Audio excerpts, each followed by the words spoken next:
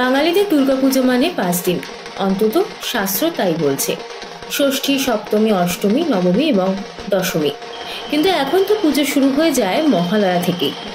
গত 2-3 বছর ধরে দেখা যাচ্ছে মহালয়া থেকেই কলকাতার অধিকাংশ পুজো মণ্ডপ উদ্বোধন হয়ে যায়।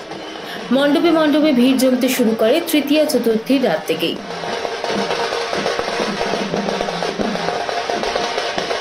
তাই পুজো এখন আর 5 দিনের বলা চলে না।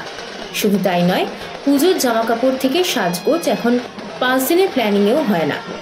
দ্বিতীয়া তৃতীয়া থেকেই নতুন জামা কাপড় পরে ঠাকুর দেখতে বেরিয়ে পড়েন অনেকে। কোন দিন কেমন পোশাক পরবেন, কেমন সাজবেন, কি ব্যাগ নেবেন, টিপস দিচ্ছে এডিটর জি বাংলা। আজ রইল চতুর্থীর সাজগোজের টুকিটাকি।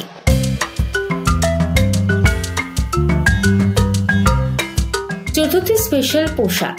চতুর্থীর দিন সাবেকি নাকি পাশ্চাত্য কোন ধরনের পোশাক পরবেন ভাবছেন? যাই পরুন না কেন, পোশাকে যেন থাকে স্বাচ্ছন্দ্য। ওয়েস্টার্ন পোশাকের কথা যারা ভাবছেন, চতুর্থীর দিন তারা সুতির শর্ট ড্রেস, স্নিকার্স পরতে পারেন, কিংবা জিন্স বা ডেনিমের সঙ্গে ক্রপ টপ বা কুর্তি। সাবেকি পোশাক বলতে প্রথমেই মাথায় আসে শাড়ি। চতুর্থীতে একটু হালকা সাজই ভালো, তাই হ্যান্ডলুম বা মলমল বেছে নিতে পারেন। Hair style. চতুর্থীর দিন ওয়েস্টার্ন পোশাক পরলে চুল পনিটেল করে বাঁধতে পারেন, আবার চুল খোলাও রাখতে পারেন, তাহলে স্মার্ট লাগবে। আর শাড়ি পরলে চুল খোপা বা খোলা রাখলেই ভালো মানাবে। মেকআপ। চতুর্থীতে মেকআপ রাখুন হালকা।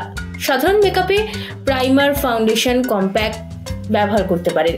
চোখে কাজল আর লিপস্টিক, ব্যাস আর কি চাই।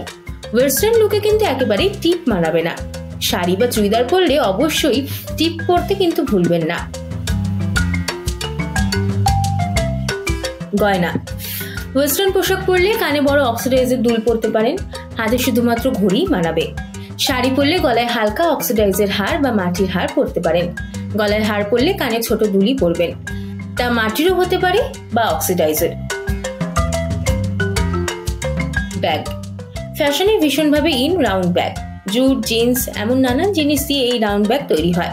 ইন্দো ওয়েস্টার্ন যে কোনো পোশাকে কিংবা শাড়িতে রাউন্ড ব্যাগ নিতে পারেন। আবার কেউ শুধুমাত্র পার্সও ব্যবহার করতে পারেন।